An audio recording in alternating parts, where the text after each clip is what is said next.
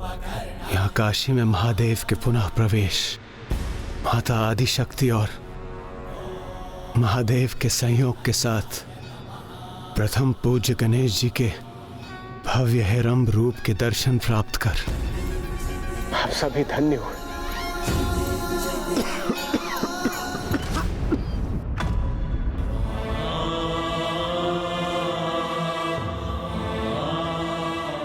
इंद्रदेव, आप और सभी देवता इतने दुर्बल क्यों हो गए? क्या कारण है इसका? दुर्गमासुर।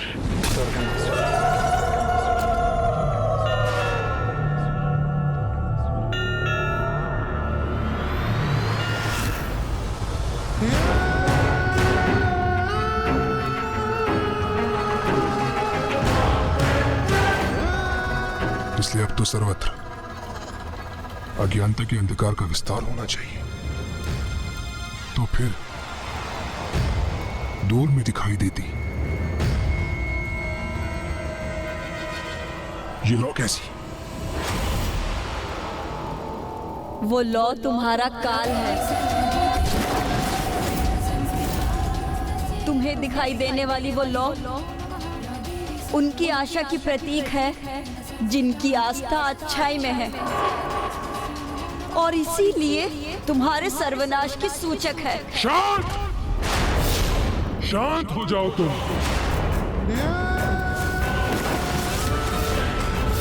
मुझे स्पष्ट बताओ कि ये लौ कहां से उत्पन्न हो रही है? बताओ वेद माता। वेद को संसार से लुप्त करना चाहते हो और वेद से ही प्रश्न कर रहे हो? महान असुर हो ना तुम? यही विश्वास है ना तुम्हारा? तो जाओ और जाकर ज्ञात करो कि क्या है वो लौ। मैं अपने प्राण त्याग दूंगी, किंतु तुम्हारे प्रश्नों का उत्तर कदापि नहीं दूंगी। तो मुझे कम आंकने की भूल मत करना, क्योंकि मैं दुर्गमासुर हूं और मुझे अपने प्रश्नों का उत्तर कैसे ज्ञात करना है बड़ी भांति ज्ञात है मुझे।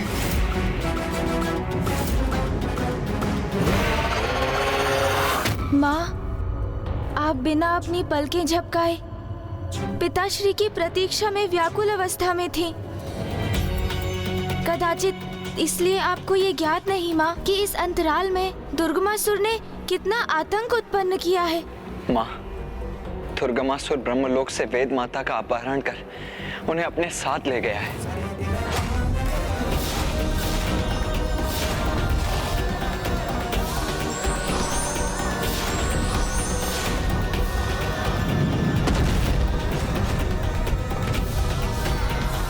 माता, इस सृष्टि की रक्षा के लिए मुझे इस असुर से मुक्त कराइए माता।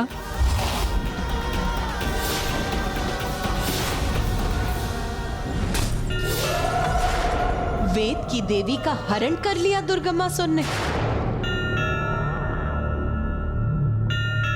स्वामी, इतना कुछ घटित हो गया, तो फिर उस दुष्ट दुर्गमासुर का वध क्यों नहीं किया आपने? मेरे प्रिय भक्त को यातना पहुंचाने का दुस्साहस कैसे किया उसने? महादेव दुर्गमासुर का वध करने में अक्षम है देवी।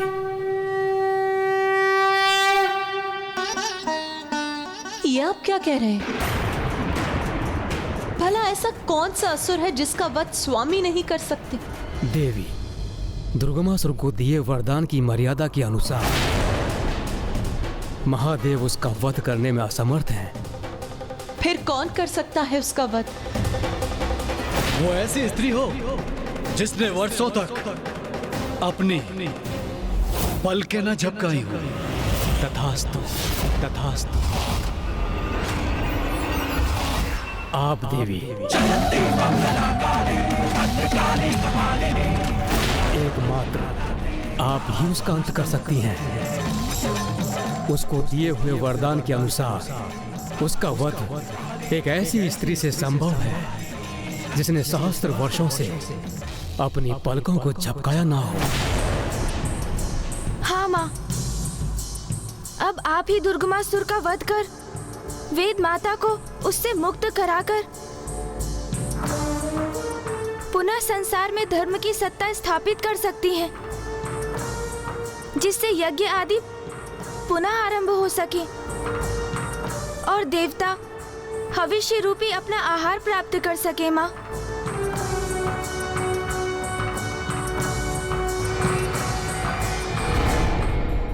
महेश्वरी, दुर्गमासुर के वध के लिए आपको विंध्याचल पर्वत पर जाकर अपनी संपूर्णता को उजागर करने हेतु तपस्या करनी होगी। स्वामी, अभी तो हमने इतनी दीर्घ अवधि तक इतना कष्टप्रद वियोग सहा है। अब जब हम एक साथ हुए भी तो हमें पुनः विलग होना होगा। ये हमारी कैसी नियति है स्वामी। किंतु ज्ञात है मुझे कि यही जगत कल्याण के लिए आवश्यक है और मैं अपनी इच्छा को अपनी संतानों और भक्तों से ऊपर नहीं रख सकती। सत्य है माँ, संसार की भलाई के लिए बहुत कष्ट सहती हैं आप। पुत्र, यदि मेरे भक्त दुखी तो मैं प्रसन्न कैसे हो सकती हूँ? मेरी और तुम्हारे पिताश्री की सुख का तो बस एक ही आधार है, हमारी समस्त संतानों का सुखी और सुरक्षित रहना। जिस गृह में पति और पत्नी के बीच में स्नेह होता है और परिवार के समस्त सदस्यों में पारस्परिक स्नेह की भावना के साथ सामंजस्य होता है, मेरा वास वहीं होता है। हम इतना त्याग इसीलिए करते हैं ताकि संसार में सभी सुख और स्नेह से रह सके। मैं दुर्गमासुर का वध अवश्य करूंगी, किंतु ये तभी संभव होगा जब वेद की देवी उसके बंधन से मुक्त होकर सुरक्षित अपने स्थान पर स्थित हो जाएंगी। और ये कार्य तुम्हें करना होगा गणेश।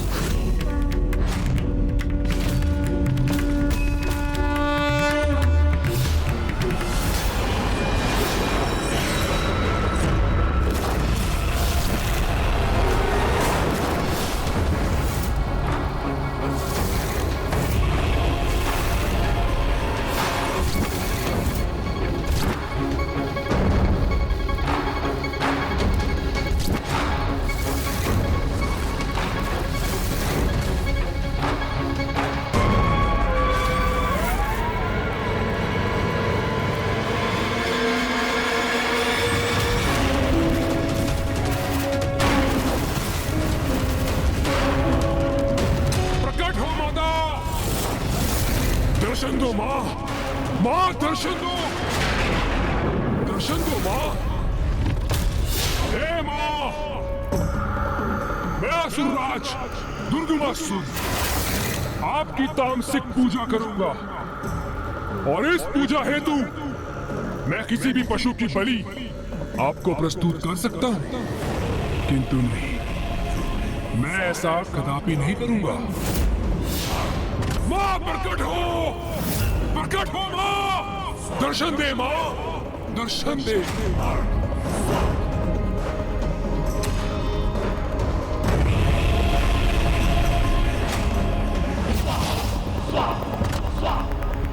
उचित है माता, तो फिर मैं स्वयं की बलि देता हूं।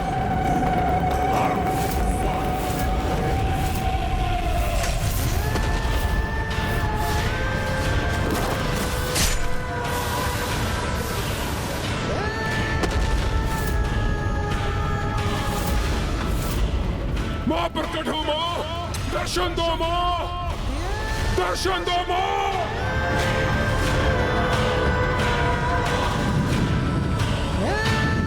उचित है मां, तो फिर मैं स्वयं को ही खंडित करूंगा।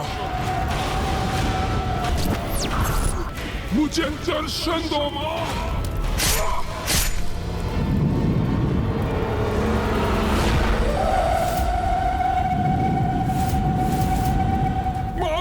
दर्शन दो माँ, माँ प्रकट होइए।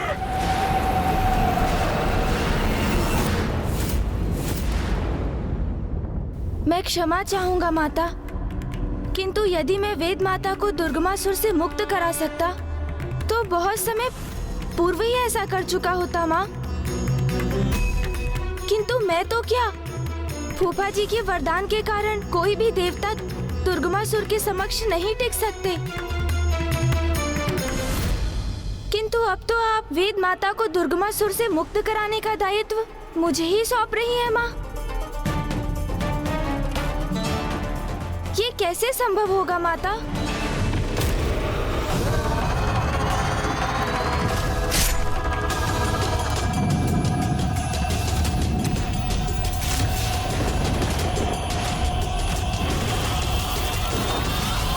मेरी आहुति स्वीकार करो माँ, दर्शन दो माँ।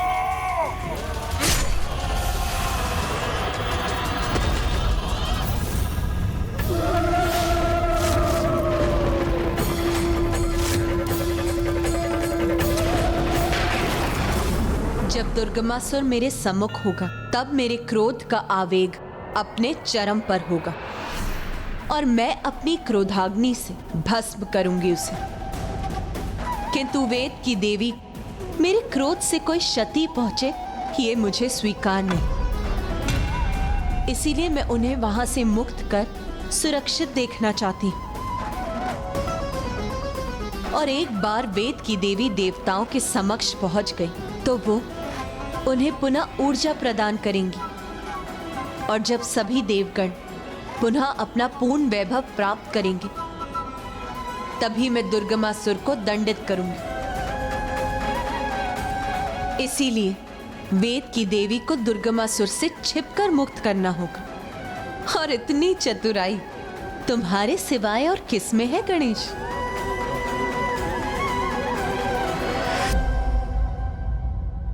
किंतु इस कार्य में तुम अकेले नहीं होगे पुत्र गणेश, मेरी शक्ति तुम्हारे साथ जाएगी।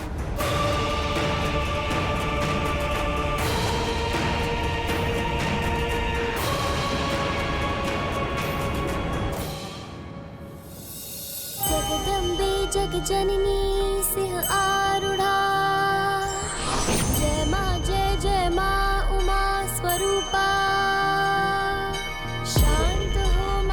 पुत्र, मेरी ये शक्ति तुम्हें वेद की देवी तक पहुंचने में तुम्हारा मार्गदर्शन करेगी और तुम्हारे मार्ग में आने वाली सभी कठिनाइयों को दूर भी करेगी। रूप धरो अब, विनती सुनो माता, छोड़ो आवेशा। परिपथ करता निवेदन गणेशा, जगदम्बे जगजननी सिंह आरूढ़ा। जय माँ उमा स्वरूपा।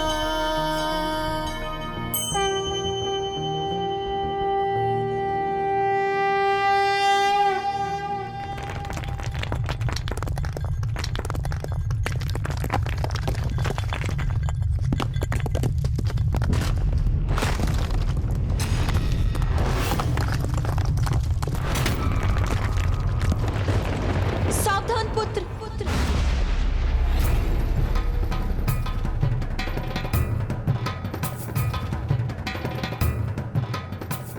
पुत्र, जब मैंने कहा था मेरी शक्ति और मैं अपनी संपूर्णता से तुम्हारे साथ रहेंगे, इसका अर्थ ये है कि मैं सृष्टि की समस्त शक्ति ज्योति पुंज के रूप में तुम्हारे हाथों में स्थित रहूंगी। और ऐसा मैंने इसीलिए करा क्योंकि वेद को लौटाना आवश्यक है, क्योंकि यदि वेद नहीं तो सृष्टि नहीं। किंतु माता, आपकी शक्ति इतनी सहजता से कैसे मध्यम हो सकती है? मेरी लौ की यही प्रकृति है पुत्र गणेश। उस लौ में मेरी शक्ति होने के उपरांत भी उस पर जल और वायु दोनों का प्रभाव होगा। इसीलिए सावधान रहना पुत्र, इस दीपक की लौ को कभी बुझने मत देना। माँ, मैं इस लौ की रक्षा करने हेतु अपने प्राण भी न्यौछावर कर दूंगा, किंतु इसे बुझने नहीं दूंगा। हे माँ, प्रकट हो माँ, दर्शन दे माँ। उचित है, आप मेरी पूजा और मेरे बलिदान से प्रसन्न नहीं है ना, तो मैं स्वयं अपने शीश की आहुति दे देता हूं। माता, दर्शन दे माँ, माँ प्रकट हो माँ, माँ दर्शन दे माँ,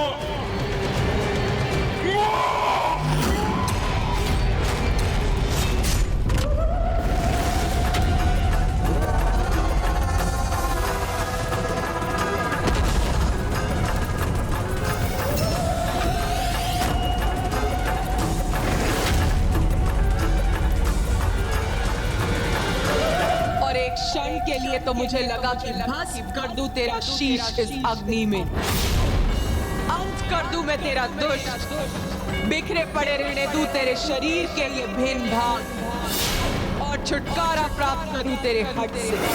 अरे क्यों बार बार निश्चित पूजा कर जागृत करता है अंधकारी शक्तियों को रे? जाओ पुत्र, मेरी दीपक की लौ तुम्हारा मार्गदर्शन कर तुम्हें वेद की देवी तक पहुंचाएगी।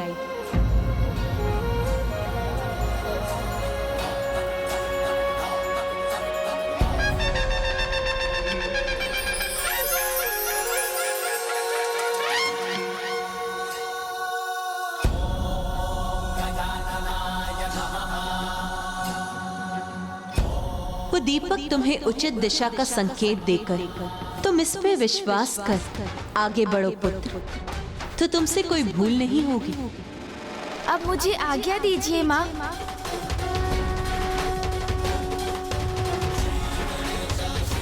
मूषक जी,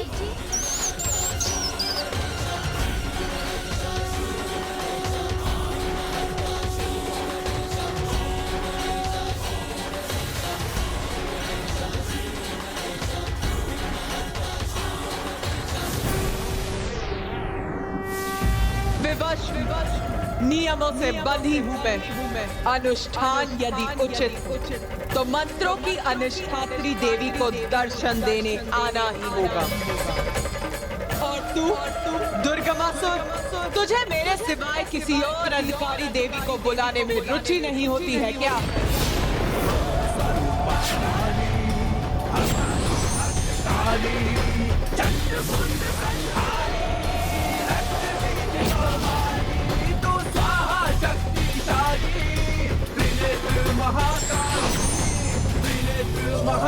धन्यवाद माता, आपने मेरी पूजा सफल कर दी। आप धन्य हैं माँ, धन्य हैं।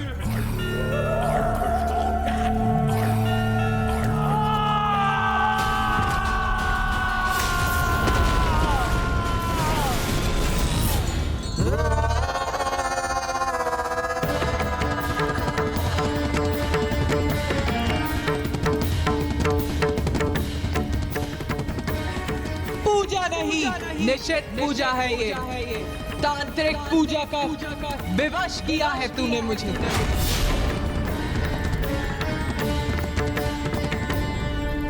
माता, वो दूर वहां जो मैंने नौ देखी है, वो क्या है माँ?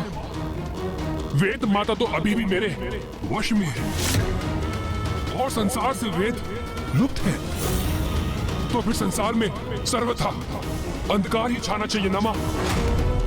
तो फिर इस प्रकाश की उत्पत्ति कहां से हुई माँ? वेद माता तेरे वश में है, फिर भी अज्ञानी का अज्ञानी ही रह गया तू।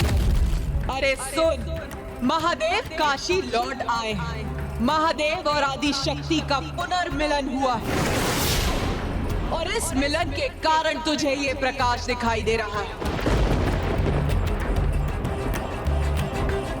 बस इतनी सी बात, मैं व्यर्थ ही चिंतित हो रहा था। यदि महादेव और आदि शक्ति साथ आ गए हैं, तो मुझे उससे क्या? माता, माता रुकिए माता, मुझे बताइए इसके पीछे क्या छुपा है जो मैं देख नहीं पा रहा हूँ माँ? बताइए माँ, कृपया मुझे बताइए। जब तू इतना कुछ कहता है तो तुझे दिखाई कैसे देगा मूर्ख? मुझे यहाँ बुलाकर अपने प्रश्न का उत्तर तू स्वयं ही दे रहा है।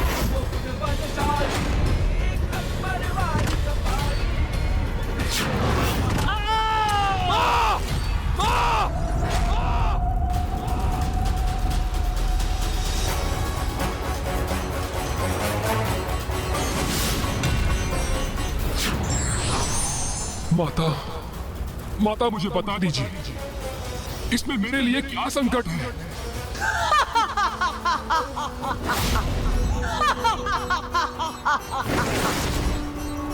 सत्य में मूर्खाधिराज है रे तू। तेरे ऊपर तो संकट ही संकट है मूर्ख। वो कैसे माता? माता आदि शक्ति अपनी शक्ति के साथ अपने पुत्र गणेश को तेरी ओर भेज रही है। गणेश के हाथ में एक दीपक, उस दीपक की लौ में माता की शक्ति। यदि वो लौ तेरी नगरी तक पहुंच गई तो तेरी संपूर्ण नगरी भस्म हो जाएगी। तो रोक ले उसे, बुझा दे उस दीपक की लौ को, अन्यथा तेरी नगरी को नष्ट होने से कोई शक्ति नहीं रोक पाएगी।